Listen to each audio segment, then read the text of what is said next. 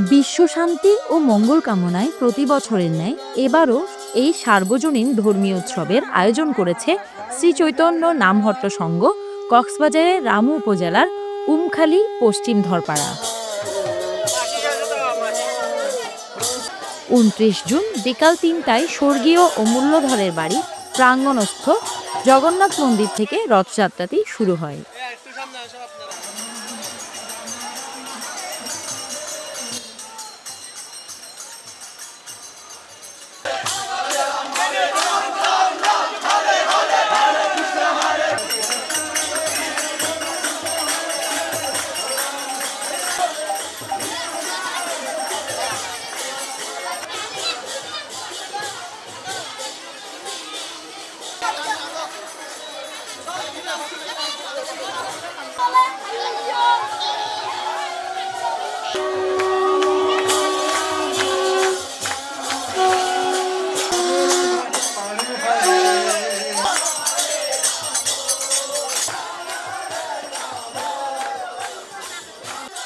আয়োজকেরা বলেন, মাঙ্গলিক অনুষ্ঠানের প্রতিটি পর্বে এলাকার সকল ধর্মপ্রাণ মানুষকে সপরিবারে এবং আত্মীয় স্বজন সহ বিশ্বশান্তি মঙ্গল কামনায় প্রতি বছরের ন্যায় এবারও এই সার্বজনীন ধর্মীয় উৎসবের আয়োজন করা হয়েছে।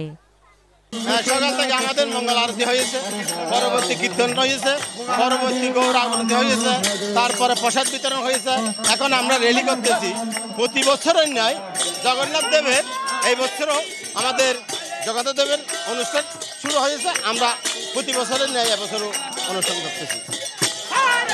আমার জাতি ধর্ম নির্বিশেষে জগন্নাথ দেবের বিশ্বশান্তি কামনার জন্য আজকের এই রথযাত্রায় ভগবান জগন্নাথ বলদেব সুভদ্রা বৎসর একবার বাইর হয়, যাতে সারা বিশ্বের মানুষ শান্তিতে বসবাস করতে পারে।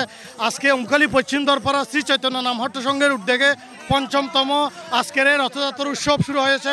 সকালে ৬টার মধ্যে আমাদের মঙ্গল আরতি হয়েছে, সকাল ৯টায় আমাদের কীর্তন মেলা, দুপুর 12টায় ভজন কীর্তন এবং দুপুর 1টায় আমাদের ভোগারতি শেষ করে আমাদের সবার উদ্দেশ্যে মহাপ্রসাদ রয়েছে, অন্নপ্রসাদের ব্যবস্থা রয়েছে। অন্নপ্রসাদের পর আমার ৩টা বাজে আমরা এই র্যালি এবং জগন্নাথ দেবের রথযাত্রার উদ্বোধন করেছেন আমাদের আজকের এই রথযাত্রার শুভ উদ্বোধক শ্রদ্ধেয় বাবু বিজয়ধর এবং আমাদের শ্রী চৈতন্য নামহট্ট সংঘের সম্মানিত সভাপতি, সহসভাপতি এবং অর্থ সম্পাদক, সাধারণ সম্পাদক সবাই উপস্থিত আছেন।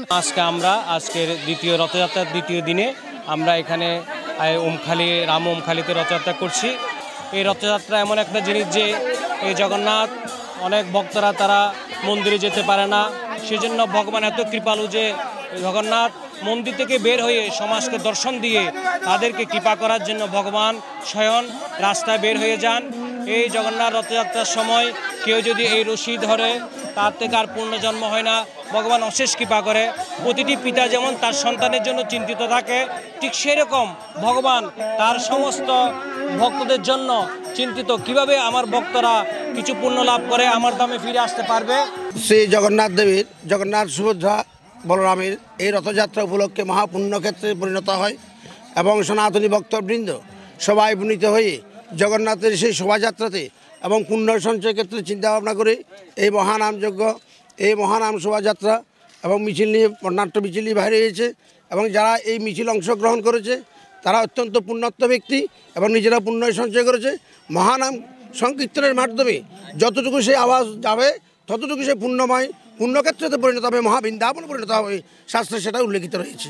তাই এই মহা আয়োজন এবং তাদেরকে আমি সাধুবাদ দিচ্ছি।